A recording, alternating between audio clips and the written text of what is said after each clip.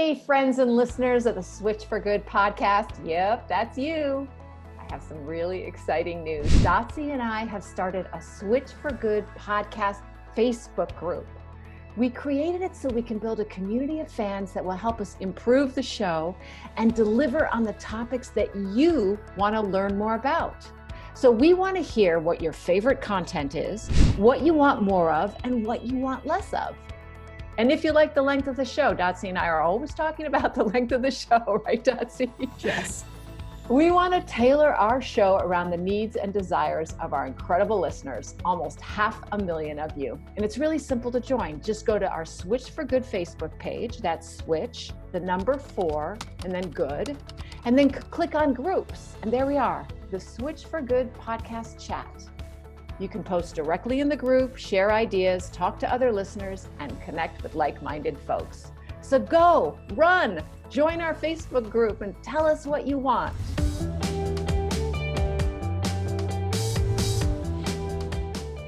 Simon Hill is a wildly successful entrepreneur, physiotherapist, and nutritionist, specializing in, you guessed it, the plant-based lifestyle. As the founder of Plant Proof and the Plant Proof podcast, Simon uses an evidence-based approach to educate others about the immense benefits of a plant-based diet. Simon is humble, but we did a little digging and discovered he's worked with Chris Hemsworth and other celebs. He's also the author of The Proof is in the Plants and the co-founder of Eden, a chic vegan restaurant in Bondi Beach that I want to hear more about. Simon makes the plant-based lifestyle approachable and very cool. So welcome to the Switch for Good podcast, Simon. Dotsie, Alexandra, thank you so much for having me. It's a pleasure to be here with you and really looking forward to this conversation. Yeah, for sure. I got to tell you, folks, I got to meet Simon for the first time and the only time, because it was back in 2019 when we could hang out with each other. It's been a little harder since then. But I got to meet you at the Legends of Change book launch, that wonderful book that Rebecca Frith put out in 2019. And you hosted a panel. And I was one of the subjects of the book, along with our homegirl here, Alexandra. And I just found you to be so introspective and humble, like I mentioned in the intro, with an awesome knowledge base, and you just have so much passion for the cause. And how you ended up here and ended up in this swim lane of nutrition. You were a physiotherapist and a nutritionist, and I know you started out working with Pro Australian Football League and the Victorian Football League, aka soccer for us US folks. And you became increasingly interested in how nutrition affects our bodies and athletes' bodies specifically back then. And you made a shift and you obtained a master's in nutrition. And I love the way that this traverses, because I think it really shows your desire for the evidence, and you're being very open and curious, because I am positive that working with these pro AFL and VFL players, they pretty much probably adhered to bro science, because that was what all the athletes, that I grew up inside the, U.S. Olympic Training Center. It was not, eat more plants. So what happened, or what was the fire starter, let's call it, that was your kind of aha moment on deciding to turn to nutrition that focused on plants? I started my career as a physiotherapist. I was tremendously interested in helping elite athletes achieve their goals. And I was a footballer myself. I wasn't quite good enough to go on and play at the professional level. And I wanted to stay in that environment. I really loved the team environment, and I loved playing a role in helping these players play at their best and play more often, which is what a physiotherapist tends to focus on when working through rehabilitation and recovery. And I realized that a real limitation of just my overall knowledge and understanding of recovery and rehabilitation was the effect of food. the stuff that we're putting in our mouths 3 or more times per day, I realized rather intuitively that, well, of course, this must have a huge impact on not just our health long term, but how we are recovering from injury and how we're performing on game day. And I felt there was a big gap within the entire club. So there wasn't necessarily someone that I could lean on as a colleague. And there was nobody that the players could lean on. And often I was being asked questions. And you mentioned bro science. That was the science that I had myself. So I'd come through university. I was surrounded by fitness culture. I was working out in the gym by that stage. I was in these football club environments. And what I realized was that the knowledge and information that was being shared around what foods we should or shouldn't eat wasn't informed by science. And so that for me was just, I was staggered and I was super curious. And it really made me realize how much I didn't know. and I felt a little insecure about that. And I thought, well, whether it's working with these athletes or other people down the track, I feel like if I'm going to be able to truly help people, I need to broaden my skill set. Yeah.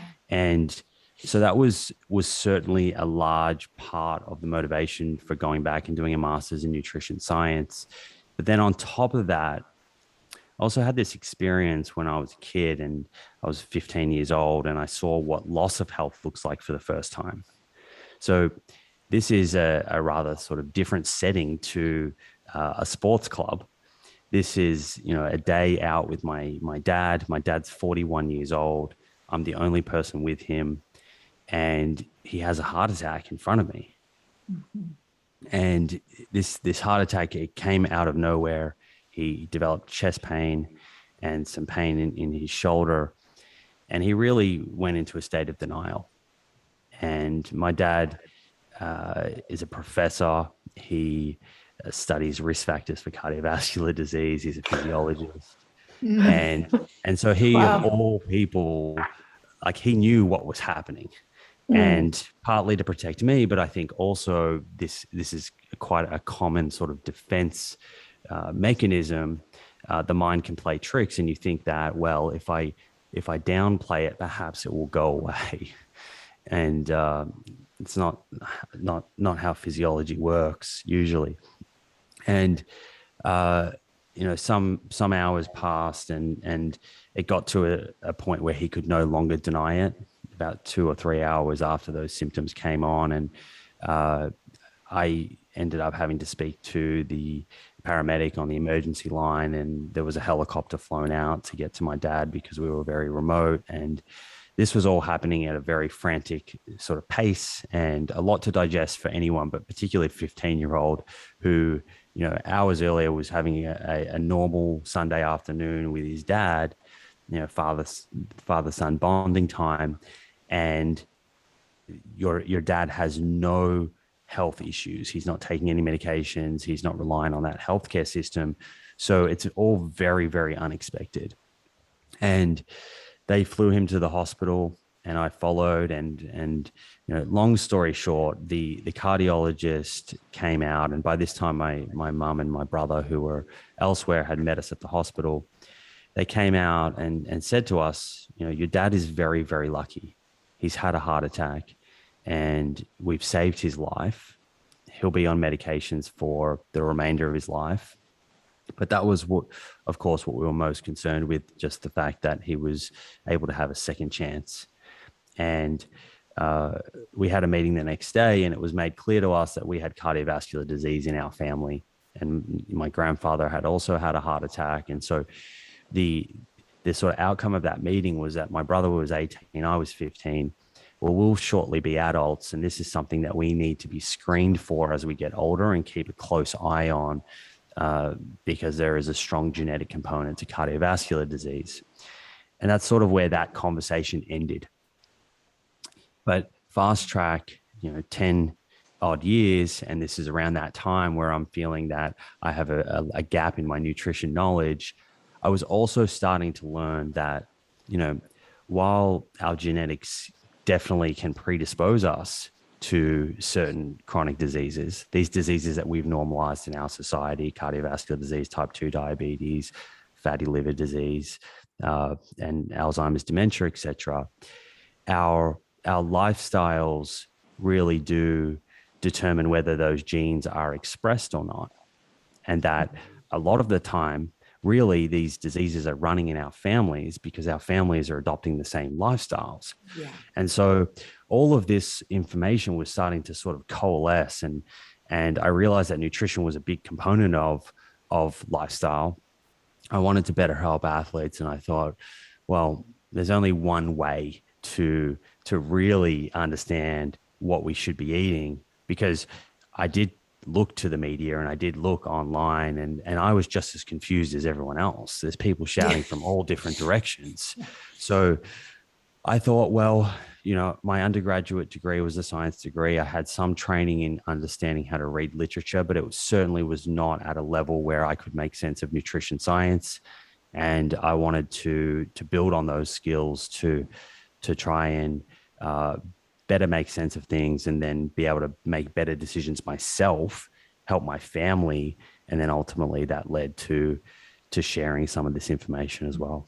Your brother was a vegan. He became a vegan because of this incident. Is that correct? And he was the one who sort of opened your mind more to plants? Yeah, he had always been,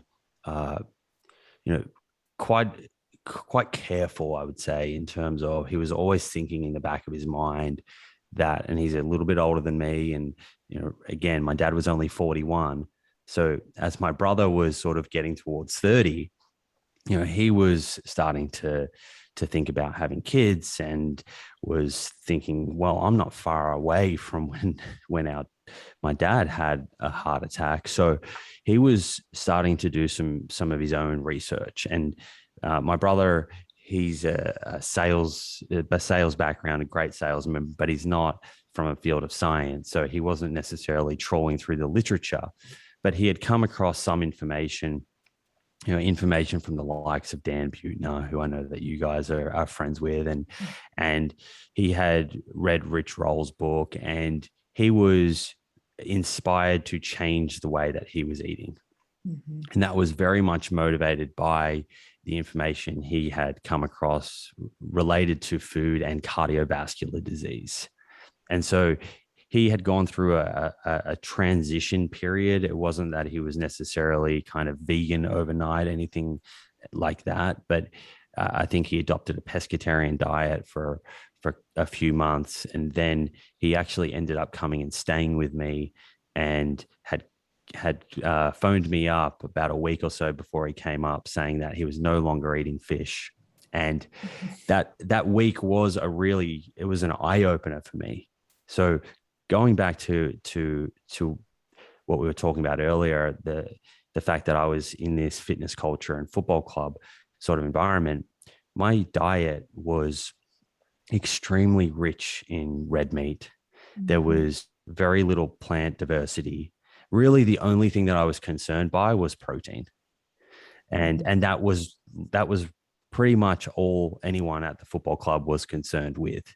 And the sort of carbohydrate rich foods that were in there was only a few, and it was probably sweet potato and some white rice. And so when my brother came up, this way of eating that he had begun exploring was very different. It was nothing that I had ever personally considered myself. And, I think back now, and it's strange to think that I actually never thought of vegan food or meals without animal products. I don't know why that never came up in my mind, but somehow I went 20 odd years without ever giving that a second of thought. And my brother didn't try and impose, the way that he was eating on myself. We just had a great week together, and he and his fiance cooked some really delicious meals. They researched some places to go out and eat. We went out and we ate at those. And I think across that week, I pretty much ate every meal with them, how they were eating. And the the feeling that I had by the end of that was just that I didn't have to sacrifice anything. I enjoyed the food just as much, and so that was, I guess, the final nail in the coffin that led me to really go away and seriously start thinking about this stuff. And you've said this in retrospect, that all you really understood was calories, energy balance, and the macronutrients, protein, carbs, and fats. And that's really, early days is all we were taught as athletes, right? We had to have enough calories to have enough energy to do the work, and then the macronutrients to recover, not looking really at any other aspect of nutrition. So from a science perspective, what did you then realize that you were missing from just looking at calories, energy balance, and macros? I think the biggest thing is that there are many ways to achieve a certain macronutrient ratio, and it's the source of those macronutrients that really dictates the overall health outcome. And so this fixation on single nutrients that we have is called nutritionism. And a lot of this stems back to 100 years ago. And if you can imagine the sort of diseases of the time, beriberi and pellagra and rickets, these were nutritional deficiency related diseases. People would develop scurvy, for example, if they were deficient in vitamin C. So at the time, it kind of made sense to focus on specific nutrients to help treat and manage these nutritional deficiency related diseases. But then over time, what's happened is we've moved from those diseases of the day to these more chronic diseases that are diseases of overnutrition, overconsumption. And yet we're still applying the same approach of this very reductionism approach to nutrition, of thinking about single isolated nutrients as opposed to the source of those nutrients. And thankfully, what we're seeing from the last 10 to 15 years is now this understanding that, okay, we need a different approach today. We need to start thinking about dietary patterns and foods. Yes, nutrients, single nutrients are still important. And if you're an athlete, you're going to pay particular attention to particular things. But by and large, overall, what is most important is the overall dietary pattern and the foods that are within that. And then you can tweak that based on what your particular goal is. So I think, to answer your question, that was one of the sort of greatest realizations that I had, was that just fundamentally my approach to nutrition of just thinking about carbohydrates, fat, and protein was far too simplistic and wasn't appreciative of how enormously impactful the source of those nutrients are. Did you change your mind as an athlete and being around athletes? You said you were very focused on protein instead of antioxidants and fiber and things like that. Did you change your view of how much protein you needed, or was it just that you changed the source? A little bit of both. I think that athletes still need more protein than someone from the general public who has different goals. But I think that the amount of protein that was being consumed in the setting that I was in was certainly excessive. It was above the sort of ceiling where you don't see any extra benefit, and it's actually coming at a cost of other nutrition. So that was something I saw. And then certainly I saw that, well, where your protein comes from does matter, because protein is packed next to other compounds and nutrients. And this comes back to, why thinking about food sometimes is perhaps more insightful and helpful than just thinking about the nutrient. Because yes, you could say, well, a piece of steak has 30 grams of protein, and so does X grams of chickpeas, for example. But one of those is coming packed with fiber and phytochemicals, and the other is coming with a lot of saturated fat often and dietary cholesterol. And so there are different ways of going about achieving a protein intake. And based on how you navigate that and the foods that end up on your plate, that will have differing effect on your physiology and ultimately your health long term. So, yeah, the amount of protein in that setting was probably a little bit too high. I certainly realized that. And then the importance of wisely choosing where you're getting your protein so that what's coming with it is also beneficial for your body. In terms of the ways, the variety of different ways that we humans eat, I get this question quite often. People will wonder, okay, a plant-based diet works well for you, and it may work well for multitude of people from different areas of the world, maybe with different blood types, maybe with different lifestyles. I did a DNA test for nutrition in 2014 when I thought I was going to make the big comeback and stand on the podium at like 50 in the Olympics, but I did not end up pursuing that. But the nutrition information that we had started to get around that period of time was getting a lot more specific. So it was very exciting to be able to do this DNA test and sort of see. And what came back was that a lot of really interesting things, but as far as the food goes, it was that a Mediterranean diet is best for me, which is pretty much how I eat, minus the fish. Minus any of the animal products, and in that is just mostly is the fish is the difference. And so that got me curious, because I thought, well, I'm going to eat this way anyway. I was already eating, entirely plant-based diet, and I wouldn't go back because of the ethics, even if it killed me. So I'm probably not a good example of, trying different diets out. But I thought, I wonder if this is just good for me, because it is how my DNA expresses itself best. And so I have a difficult time answering people because I don't have the evidence. I don't think we have, we definitely don't have a plethora of evidence that shows. Do you get that question often? And what do you think? And because you certainly have some good practice and degrees in this, is it different for everyone? It's a really good question. And I do think that we need to acknowledge that the results that are in studies are showing averages, aggregate outcomes, right? But you and I we're not average. None of us are average. We are an individual. So we do have to appreciate that there is a level of individualization that is definitely needed when it comes to nutrition. So for example, an example of this could be if we think about ALA, which is an omega-3 fat in plant foods. It's in walnuts and hemp and chia, these really health promoting foods.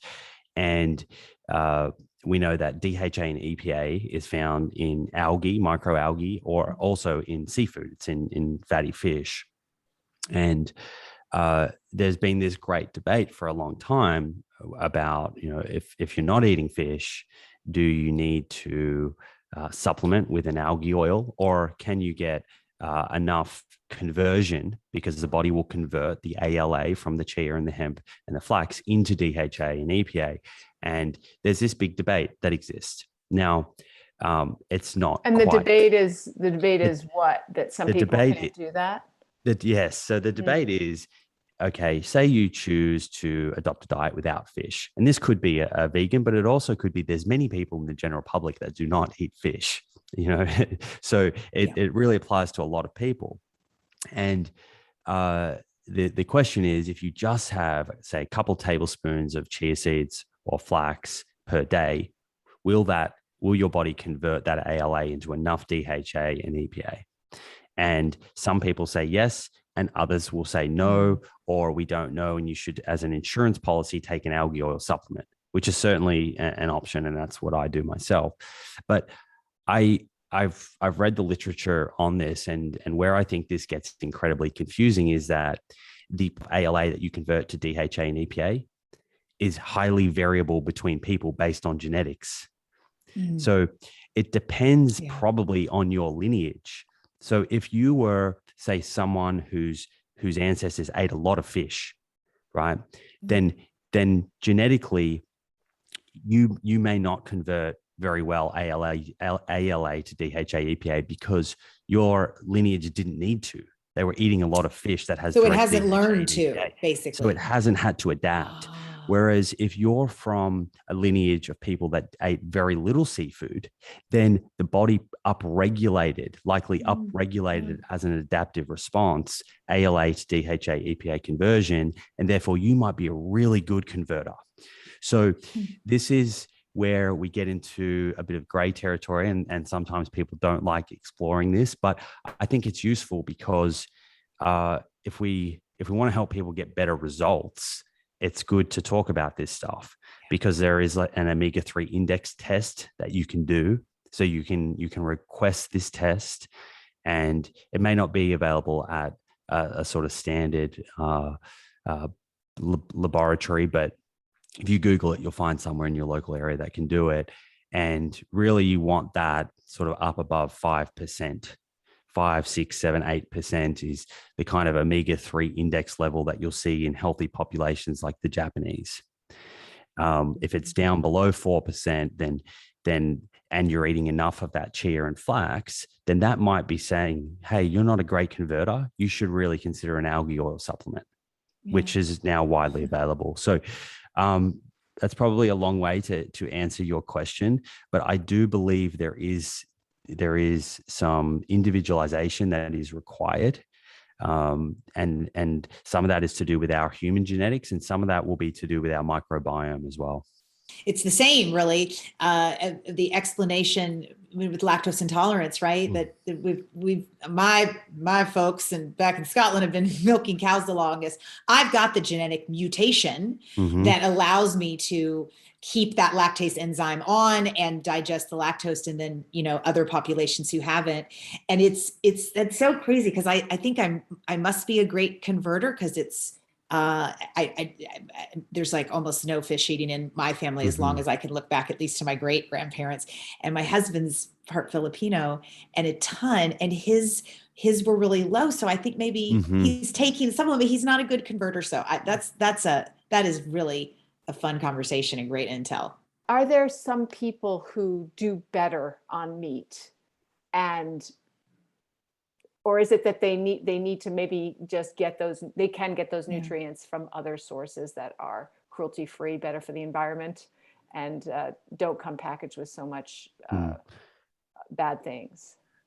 I think it's almost universal that extremely plant-rich diets lead to the best health outcomes. So it depends sort of where we are on the spectrum of how much meat in the diet. And that is often a really important question here when we're talking about any food, is how much and compared to what could they be eating instead? Because someone might be metabolically quite healthy with a small amount of, say, red meat in their diet, but they might be even healthier if they were to swap those for legumes. And I think consistently we see, and this is perhaps the most important thing, is let's think about the top killer in the world, cardiovascular disease. People dying of heart attack and stroke. These are driven by a series of modifiable risk factors: high cholesterol, high blood pressure, poor blood glucose control. And we see very, very clearly, whether we're looking at observational research or clinical interventions, that when you are swapping those red meat or even white meat for legumes, you're swapping that animal protein source for plant protein. You're moving those modifiable risk factors, cholesterol, blood pressure, in a more favorable direction. So even if someone is relatively healthy, has animal products in their diet, they can still further lower their risk of cardiovascular disease by leaning more into that. Now, if they swapped those meat foods for ultra processed foods, which I wouldn't recommend, they may actually increase their risk of cardiovascular disease. So really the replacement food dictates what happens to their overall risk profile. But I do think it's worth just acknowledging that on that, the normal sort of quote unquote normal average cholesterol level out there in America, in Australia, is about 120 to 130 milligrams per deciliter. And we know that having, and I'm talking about LDL cholesterol here, we know that having high LDL cholesterol is This is necessary. It is a necessary component for that fatty plaque buildup that builds up in the arteries, known as atherosclerosis, which is required for obstruction of blood flow leading to a myocardial infarction, or a heart attack, or a stroke. And we know very clearly from lots of science that it's not until your level of LDL cholesterol is at about 70 milligrams per deciliter, 70, where you see basically zero atherosclerosis. You see clean arteries. So the average person walking around today is nearly double that, at around 130 milligrams per deciliter. And, so I guess sometimes thinking about what normal is, we've accepted normal. What we've accepted as normal is actually not that healthy. And so usually when I'm speaking to people about this very question that you asked, I think almost everyone can benefit from shifting away from as much animal protein as they can to plant protein. And one of the greatest benefits of that is you will drive your LDL cholesterol down and reduce your risk of having a cardiovascular event overnight. You, in your book, you had this cargo ship analogy for LDL and HDL, which really, to me, made it much clearer about cholesterol as a whole. Can you explain to us all what total cholesterol means? Why is having a high LDL not great, and supposedly having a high HDL desirable, according to? Okay. But yeah.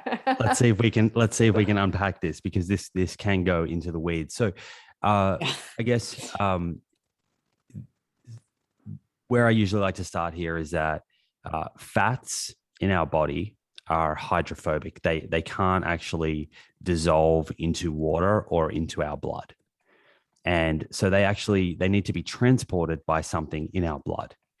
And that's where I use the cargo ship analogy. So we use proteins to carry fats and cholesterol in our blood. And these proteins essentially help distribute the fats and cholesterol to various tissues throughout our body. And these proteins essentially have different names. So there is low density lipoprotein, which we call LDL cholesterol. And then there is high density lipoprotein, which we call HDL. There are others, and I know some students might pick me up on that, but I just don't want to go too far into the weeds here. These LDL lipoproteins, you can kind of imagine a ship coming into dock at the harbor, and it bumps into the harbor and it gets stuck in there. It can't get out. That's what happens to these LDL particles. They're very sticky. So if they hit the wall of your artery, they penetrate the wall and they get retained in there. And so they start to build up, and the cholesterol that they're holding starts to build up, and they create inflammation in the artery wall. And over time, that starts to get bigger and bigger and bigger, almost like a big pimple, and it starts to obstruct blood flow. On the other hand, HDL, so quote unquote good cholesterol, those shipping cargoes that are moving through, if they hit the dock, they actually bump off. Just like if you put bumpers up on the bowling lane and the ball goes towards the gutter, it doesn't go in the gutter, it comes back off. So these HDL lipoproteins, they don't go into the artery wall and get retained. And it gets a little technical, but it's to do with the type of protein. So all in all, what we've been able to tease out through lots of different science is that when you have elevated numbers of these low density lipoproteins, the LDL particles that are carrying cholesterol, the higher that elevation and the longer you're exposed to that elevation over the course of your lifetime, the more risk you are of having coronary heart disease, developing that atherosclerosis, and then having obstructed blood flow to the heart, and ultimately having a heart attack. And there are varying levels or types of science showing this. The first is, we know from genetic studies, people who have familial hypercholesterolemia. So there's someone who is born with sky high LDL cholesterol levels. It's genetically coded. Very, very unfortunate. And there are two different types. There are heterozygous familial hypercholesterolemia and homozygous. It's a mouthful. And the heterozygous will elevate someone's LDL cholesterol to about 300, 400, 500 milligrams per deciliter. Remember before I said we wanted at about 70 milligrams per deciliter or lower. And the homozygous can elevate it up to about 1,000 milligrams per deciliter. So these are very, very high LDL cholesterol levels. The kind of levels that you actually see now in many people adopting a carnivore, sort of very animal-based diet. And we see, and it's very sad, these people who have this genetic variation, they will develop heart disease in their teenage years, often dying if it's undiagnosed in their teenage years or early 20s. And thankfully, due to screening and pharmaceutical medications, because that is their only option, that they can't change their diet. This is genetically programmed. They thankfully with pharmaceuticals, you can drive their LDL cholesterol down, and then they can actually live quite a long life. So that's the first level of evidence. And then we have observational studies around the world, large populations of people that you can follow for a long, long time. You can't do this in a randomized controlled trial. This is one of the benefits of epidemiology. And you can see consistently people who have elevated LDL cholesterol are at significantly higher risk of developing coronary heart disease. And then we see in clinical trials where people with high LDL cholesterol are put on various pharmaceutical medications, different types that lower LDL cholesterol through different pathways. So there's statins, which people have heard of. There's PCSK9 inhibitors. There's ezetimibe. These are all acting on different pathways throughout the body to produce a lower LDL cholesterol level. And when we look at these clinical interventions compared to placebo, people that are given these drugs have significantly less risk of having a cardiac event. So there is all of this evidence, different types of evidence that are converging, showing us very clearly that lower LDL cholesterol, and the longer you have, the longer you're exposed to a lower level, the lower your risk of cardiovascular disease. And this is a really important point, something I skipped over here. And this is often misunderstood. Sometimes I see people looking at certain studies, for example, some of these clinical intervention studies looking at the use of, say, statins to lower someone's risk of cardiovascular disease. And what we have to realize is that if someone has lived their whole life with high LDL cholesterol and then they're 60 years old and you put them on a statin, you can't expect to lower their risk of cardiovascular disease to that of someone who experienced that low level of LDL their entire life, because there is a cumulative effect of this exposure. So if we look at, and the best evidence to show this is there are also people who have genetic mutations that work the other way, lower LDL cholesterol. So these people are very, very lucky. They're born with genetically low LDL cholesterol, and really no matter what their lifestyle is, it will stay that way. And what we see very clearly is that these people from birth who have low LDL cholesterol, they have the lowest risk of cardiovascular disease of anyone out there. Mm-hmm.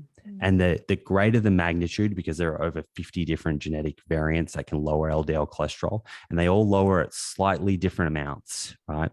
But the greater the magnitude, the greater the reduction in cardiovascular disease. So the main point that I want to make there is that when it comes to LDL cholesterol being a risk factor, it's the amount dictates the risk, but also the the amount of time, the lifetime exposure is also incredibly important.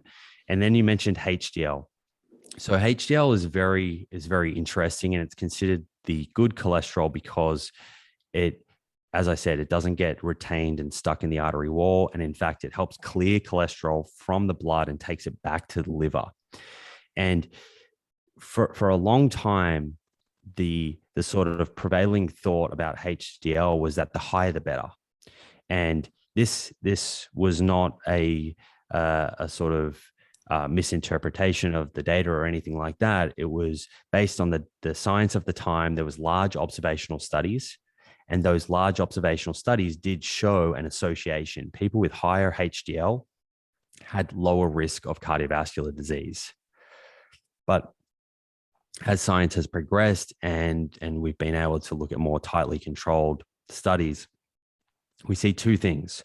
The first is studies looking at people with genetically elevated HDL. So someone who from birth has high HDL, you would expect would be at lower risk of cardiovascular disease. And we don't see that.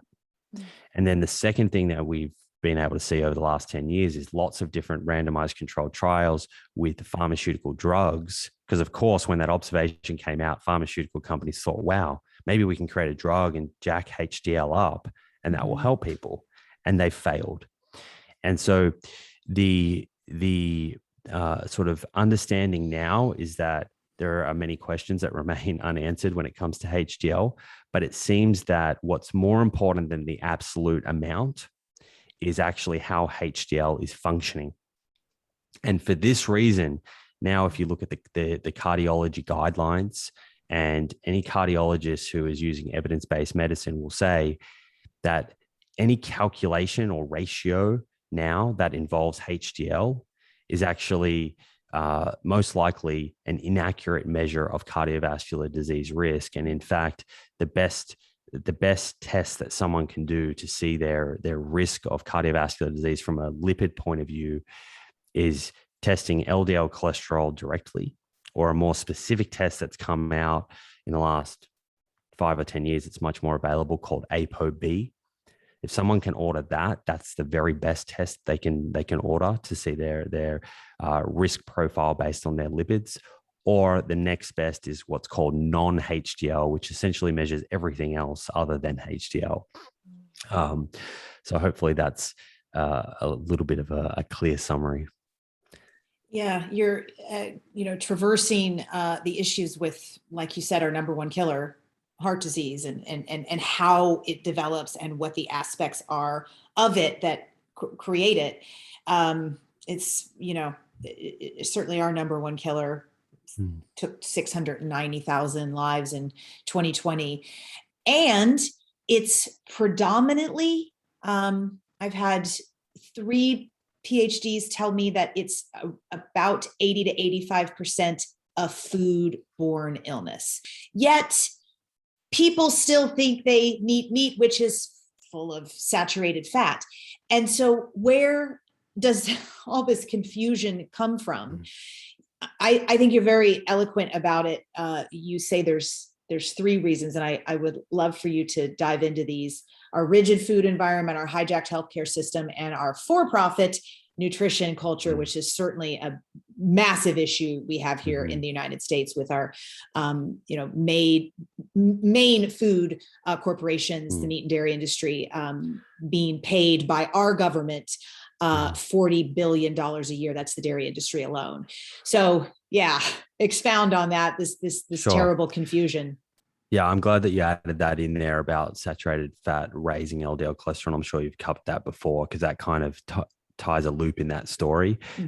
Because the next obvious question is what elevates LDL cholesterol? And you're right, it's a diet rich in saturated fat, a diet that's low in fiber and low in unsaturated fats. Does it, just a quick note, a lot of people think if you eat cholesterol, you'll have a higher cholesterol. So, and then others say, no, that's not true. Yeah. So they're both kind of right. It depends on the context. So firstly, does dietary cholesterol affect serum cholesterol, which is blood cholesterol? And my answer to that is yes, it does, very clearly. And you can see that in the science, but it depends on someone's background diet, their baseline intake of dietary cholesterol. And so the best way to describe this is that this is a non-linear relationship. The more dietary cholesterol you eat, it doesn't just keep increasing your serum cholesterol. It actually plateaus off. Once you get to about 500 milligrams of dietary cholesterol in your diet, then it plateaus. So if I take someone, let's say Alexandra already consumes 500 milligrams of dietary cholesterol, and I just add some more to her diet, it's not going to impact her serum cholesterol. But the first 500 milligrams in her baseline diet will have. It's just already jacked it up to a point where the cholesterol receptors are saturated. So adding any more is not going to do anything. And you will see industry use that. They will use that to create studies that show dietary cholesterol does not affect serum cholesterol, but you have to get into the methodology and look at the baseline diet. But any human out there, if you take their dietary cholesterol down to 0 milligrams, you will see a drop in their serum cholesterol. And yes, it doesn't have as much impact as saturated fat does, absolutely, but it still does. And the best sort of reference for anyone who wants to go out and read more about this is to look up the Keyes-Hegstead equation. This was developed in the 1950s through to the 1990s in metabolic ward studies. And these are the most tightly controlled studies that you can do. You probably couldn't do these anymore today. You probably wouldn't be able to get enough people willing to do them. But they basically bring people in for a month into a hospital setting, feed them different foods, know every single food that they're eating, and they're measuring their lipids. And they were able to very clearly show that saturated fats raise serum cholesterol twice as much as polyunsaturated fats lower them. So that's an interesting point. Polyunsaturated fats will lower serum cholesterol. And then they also put into that equation the effect that dietary cholesterol has on serum cholesterol, and noted that it is a smaller effect than saturated fat, but it still does significantly affect someone's serum cholesterol. And given the point we made earlier that the average person's walking around at about 130 milligrams per deciliter, I think we need as many ways as possible to get that down. And certainly one of those is by reducing our exposure to dietary cholesterol. Hopefully that answered your question. The rigged food environment. Yes. So, there you said it. The confusion comes because it's rigged. Yes. I mean, look, if we want to squeeze these diseases out of our society, we have to change the environment. It has to, education is really important. And, podcasts like this are so important. They empower people. They give people information essentially that helps them navigate an environment that is set up for them to fail. But the food industry essentially uses the same playbook as the tobacco and the alcohol industries and gambling industries for that matter. And they do a number of things to really operate in what can only be described as an underregulated market. It is completely underregulated. And, this stems from advertising to very impressionable people, children who are super impressionable. And if you hook them on something early, then it's very hard to change their view later and to shift them to different food later in life. And the food industry knows that. And that's why, there was a study out here in Australia showing that proximity to schools, there was significantly higher numbers of advertisements for ultra processed foods at bus stops and on train routes. And you see all of the various sporting clubs. I know that when I was working with professional athletes, and I won't name the names of these clubs, but there were ultra processed foods and mass junk food sponsors, and the players were walking around with these emblazoned on their shorts and on their jerseys, and it seems harmless. It seems like, okay, well, we're not telling kids to go out and eat Mars bars all day. but it is indirectly their idols are running around with this, across their jerseys. And so there is this kind of indirect idea that these are accepted in our society and these are part of our diet. And then you go to the actual stadiums and you see the sponsorships all around the stadiums. The food in the stadium slightly starting to change a little bit, but by and large, it's still very much dictated by these large companies. And then, step inside the grocery stores, and there are a lot of different tactics that are used by these transnational food companies to make sure that we keep putting their foods into our shopping carts, and that is buying eye level shelf space. And there are quite a number of studies done showing that products at eye level sell more often. Mm. And so if you have more money to spend, that's the space that you're going to buy. You're also going to buy space at the end of the aisles. You're going to buy space at the checkouts where people make impulse purchases. And there are examples, for example, in the United Kingdom, where governments now are starting to take some of this a little bit more seriously and thinking about better regulating it because of the current chronic disease numbers, the state of health in their country, and introducing bans at checkout. So stopping these ultra processed chocolate bars from actually showing up at the checkout. And so we can go into that because there is some positive news in terms of what can be done to kind of change some of this stuff.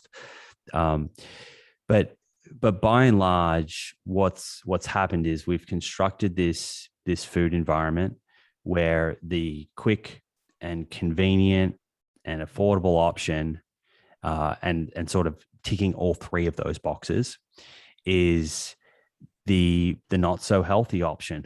And this has led to a diet where 50 to 60% of the average person's calories are coming from ultra processed foods. 95% of people are not consuming enough fiber, enough fruits and vegetables. And so, really, this is not a case of knowing what to do. We know what to do. Pretty much everyone agrees what we need to do. It's doing what we know and having governments that do have the bravery and the sort of political will to step in and better regulate this, to actually make sure that the food environment shows up differently, make sure that the canteen or the kiosk or whatever it's called in various countries at schools is health promoting food. Same at hospitals, same at sporting stadiums, and regulating marketing so that during various children's TV time slots, these food companies cannot advertise, and essentially using science to inform the way that the food environment shows up. And there is now a lot of very encouraging science showing the kind of path forward to reconstructing these food environments. There are Harvard researchers and many others looking at things like choice architecture. And there was a very interesting study run out of a Boston hospital, actually, and this was in conjunction with Harvard. And they did two simple things. One is they introduced traffic light labeling, so green, orange, and red. And a lot of this is based on understanding that sometimes it can be more effective, rather than just taking away certain foods, make it easier for people to make the healthier option and let them be the person that makes that decision. So it becomes an empowering process. And they were able to show in this cafeteria setting simply just by having green, orange, and red, and then having some advertisement around the hospital stating that green foods are healthy foods that are going to make you feel better. The orange ones are kind of sit in the middle, and the reds are ones that we know lead to poor health. And just that step significantly increased sales of healthy food. And then they went to a phase 2, and phase 2 was let's rearrange this food environment. Okay, all these ultra processed foods that are at eye level, shift them down to the bottom, bring all the fruits and the vegetables and the salads and these various whole wheat kind of sandwiches that they'd made all to eye level. And instead of having Coca-Cola and all of these sugar sweetened beverages everywhere, put them in one or two spots, not at eye level. And then let's put water at eye level and increase it to another 6 locations in this cafeteria. And that resulted in significant changes again. And people were happy because they were making the choice. And so that's kind of one example of what can be done. And there are people now doing that all around the world in various settings at schools and whatnot. But I think in order to see that sort of at scale, we need governments sort of coming in and mandating some of these changes. I know that word mandate people don't love, but I think it's gotten to a point now where the situation that we find ourselves in with regards to chronic disease means that we need to do some things that may seem a little extreme, but are for the greater good and will lead to a healthier population, which is ultimately a happier one and a more productive one.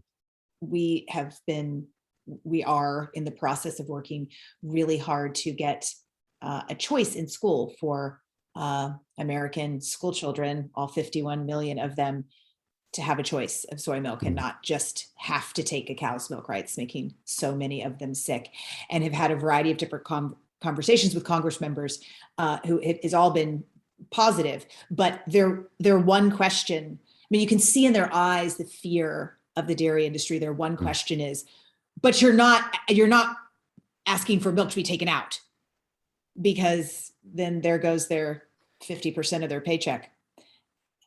It's interesting because a lot of folks in government who are actually in control of whether new policy comes in or not previously worked in the food industry or have very, very close ties with the food industry. And this has been described as a revolving door.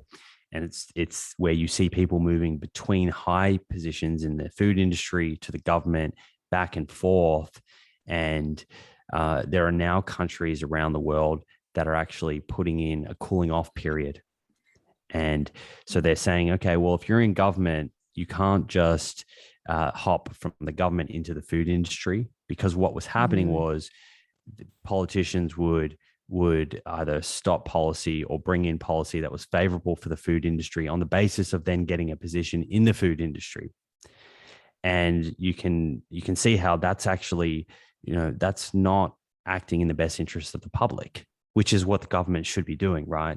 I was interested in what you said about choice architecture. And I know a lot of our listeners, they want to be either healthier or they want to go from an omnivore diet to a vegan diet. Can you give 3 tips for people who want to make the change that start either to be healthier or to get more plants into their diet? Sure.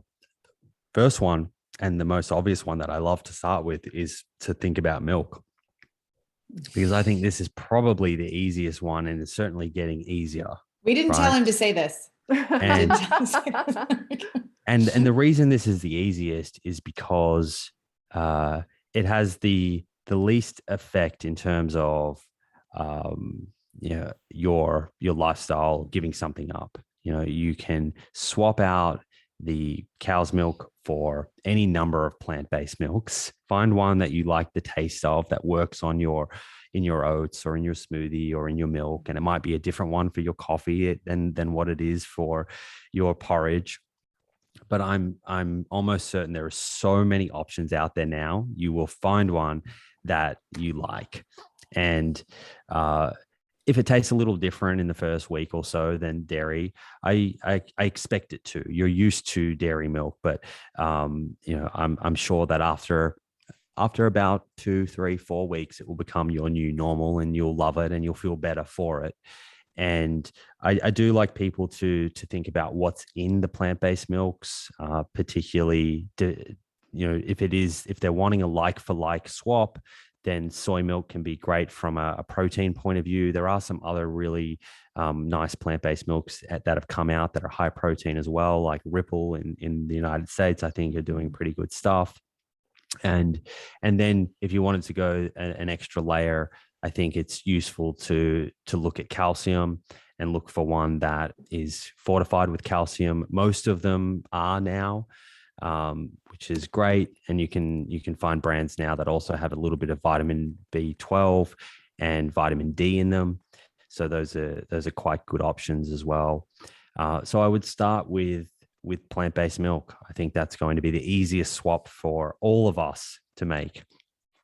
And then I think the second most impactful swap for someone is to try to reduce animal protein saturated fat exposure and increase fiber and plant protein. And the best way to do this is to think about red meat, but also white meat. We often give, white meat this kind of, it gets this, it gets a pass is what it does. It gets this pass, right? We for some reason, just because it's white, it's not red, we give it this pass. But I can tell you in the studies that, it still significantly raises serum cholesterol. It's still not a health food. There might be a few components in it that make it better than red meat, but remember, it's compared to what?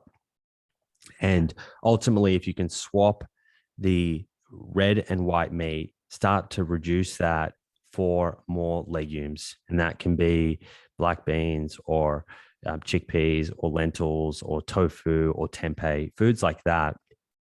You're getting that twofold effect. You're going to reduce your exposure to certain things that are increasing your risk of disease. You're going to increase your exposure to nutrients and compounds that are actually protective. And this sort of transition for people, depending on how much fiber is in their diet, can be something that they need to step out slowly, as opposed to just going gung-ho overnight. And a lot of that is to do with our microbiome. I'm sure you've spoken about this on your show before.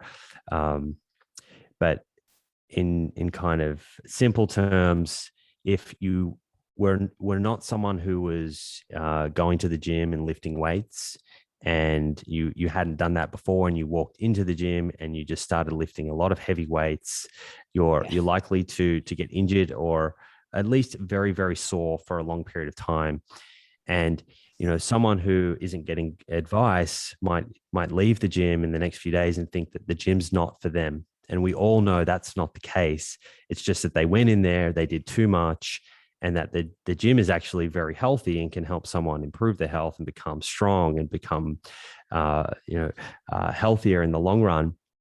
But you need the right approach. And I think that's how I like people to think about fiber. So if you're coming from a low fiber diet, then most likely you have a very disrupted microbiome. And people coming off the standard Western diet have a diet that's essentially full of ultra processed foods and saturated fats. It's very low in fiber, and so we've been starving these microbes. And if you throw on top of that frequent antibiotic use, which I know that I was exposed to antibiotics a lot as a child. I would take them kind of willy-nilly. If you sort of throw all of that together, and there are other factors, you end up with this severely disrupted microbiome. You've lost diversity, and it's no wonder when you all of a sudden introduce a lot of these high fiber foods that you feel uncomfortable. And certain people can then think, well, these foods are not for me. Well, they are for you, and they will improve your health, but you need to step it out so that your microbiome can grow stronger, and then you'll be better equipped to actually break these foods down and produce the beneficial metabolites that have favorable effects on our physiology. So what does that look like? I think that this becomes very individual. I've worked with certain people where literally it's increasing lentils or chickpeas or legumes in their diet by a tablespoon or two a day or a week. So you have to step it out and really listen to your body with that. But I'm confident that if you do that in a gradual process, just as you would in the gym, treat it like a gym program, after 2-3 months, you'll be in a much better position to handle fiber in your diet. A tip that I've learned that is fail-proof and helps so many people is when you're looking at the spectrum of legumes, there's ones that are a little bit easier to digest and ones that aren't. And the test is when you put them in the colander, let's say you're going to take them from a can and you're going to rinse them really well. Well, that's step one, right? Because that you need to rinse them really well. You're going to be very gassy. But the ones that slightly fall apart when you're rinsing them, like the lentils and the chickpeas, are a bit easier on the gut than if you were to rinse black beans and kidney beans. They don't fall apart at all. They don't. And that really seems to be the case. So little tip for people. Yeah. And the other way is definitely if you buy canned beans and legumes, which is what I usually do, give them a good rinse. But if you do want to cook beans, then making sure you're soaking them for sort of 16 hours would be optimal. And using a pressure cooker, and I think they're around $100 or $120 depending on the country. If you can afford one of those, a sort of instant pot pressure cooker will also make the legumes a little bit easier on your gut. So that's another kind of tip that someone can lean into. Yeah. One last thing. I'd love for you to bust this myth. We've created a plant-based playbook for one of the biggest sporting organizations in the world that's going to come out next year. And we had quite a few dietitians and nutritionists, omnivore, review it to see what are we missing? What do you not understand, right?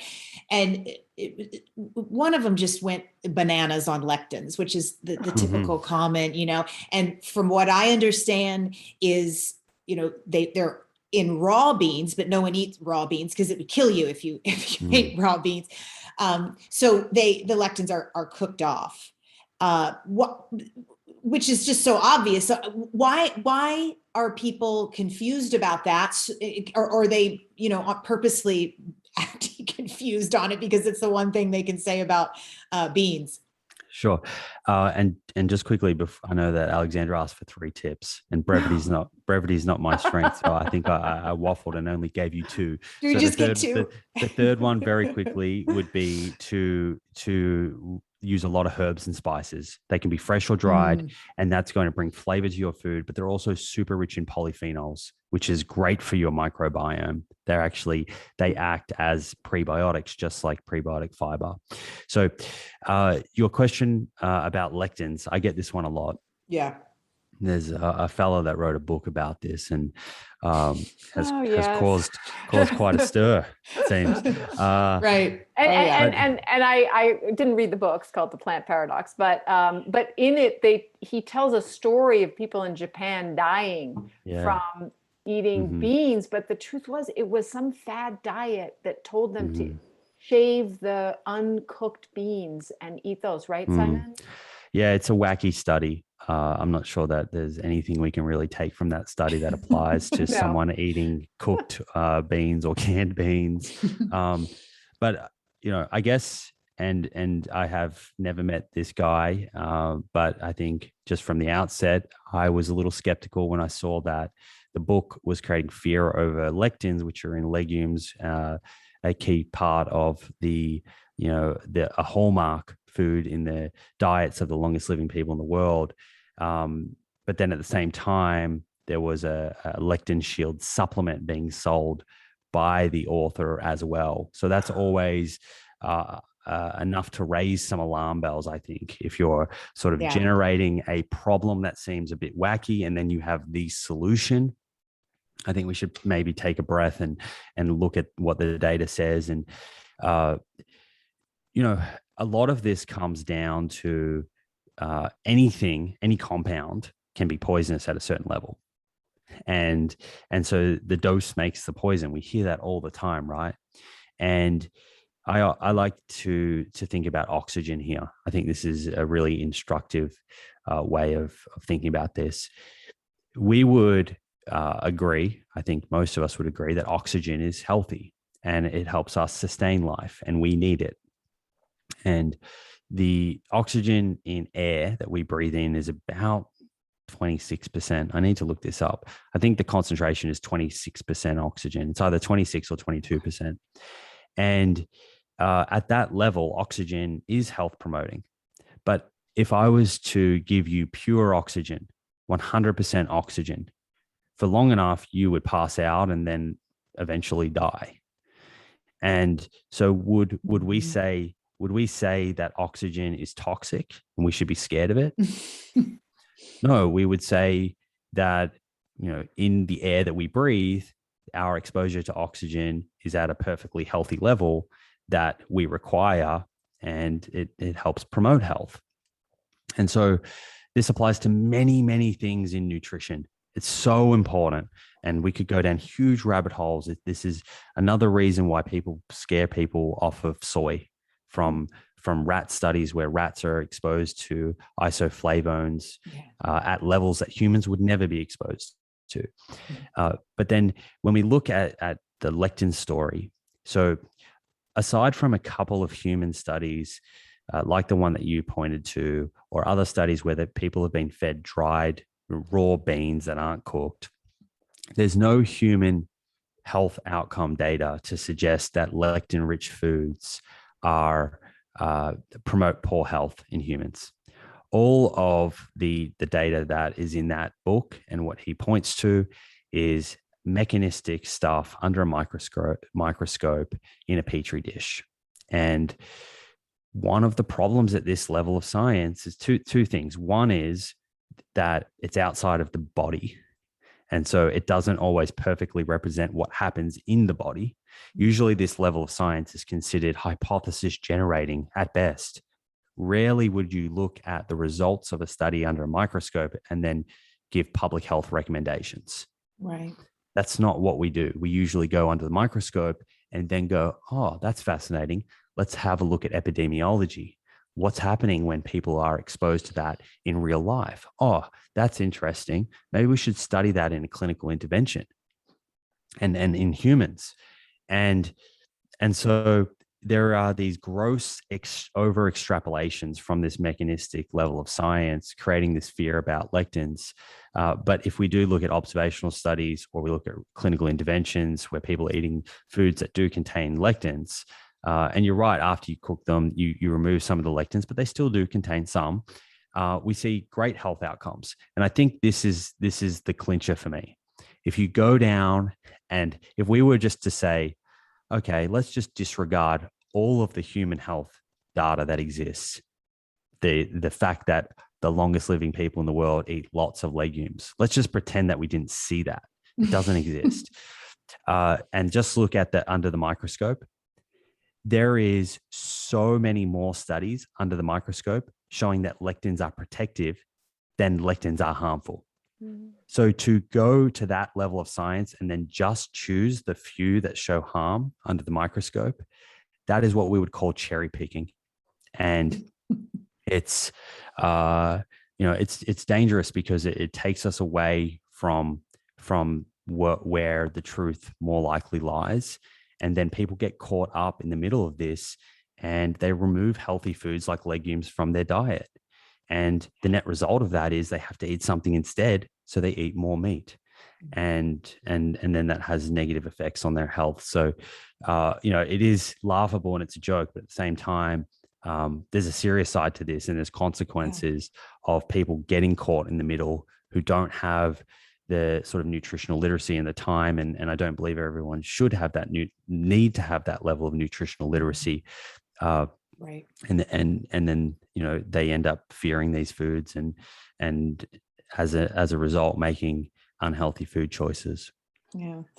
So thank you very much for giving us a course on lectinology. It's a very perfect way to end this. I've really loved every second. And thank you so much. I'm glad we finally got this to happen. Yes. Yeah, folks. So get The Proof is in the Plants, because it's an incredible book. If you were impressed with all that Simon knows about the science, you will get that in spades in this book, but written in a very understandable way, a very approachable way, and so much more. So I highly recommend the book. Simon, congratulations. Really, Thank a you, lot of guys. work went into that, a lot of research and thoughtfulness too. That's fantastic. So thank you. Great way to start the new year. Go get it, folks. That's right. That's right. Thank you so much, Simon. No, thank you. I really enjoyed this. Hey, folks. Okay. Back by very popular demand is our plant-powered plate fridge magnet, which you are going to receive for free if you leave us a rating and a review on whatever platform you're listening to this podcast on. So here are the details. Just write your quick review. Does not need to be long, does not need to be a whole story. Just be honest and speak from the heart. Then take a quick screenshot of the review you wrote and email it to us at podcast@switchforgood.org. That's podcast@switchforgood.org. And include your mailing address so we can send you a power plate. We are doing this because the more reviews we garner, the higher we go in search results, which means more folks will learn about our podcast. So the power is in your hands. Leave us a review and zoom, your power plate arrives at your doorstep. So thank you so much for tuning in today. If we helped you in any way, then click the subscribe button and let's keep hanging out together. We have so much more to share with you.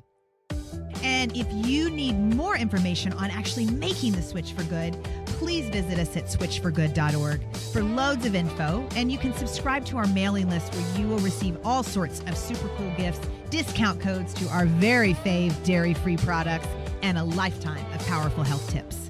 So join us on the journey to switch for good. This is the future.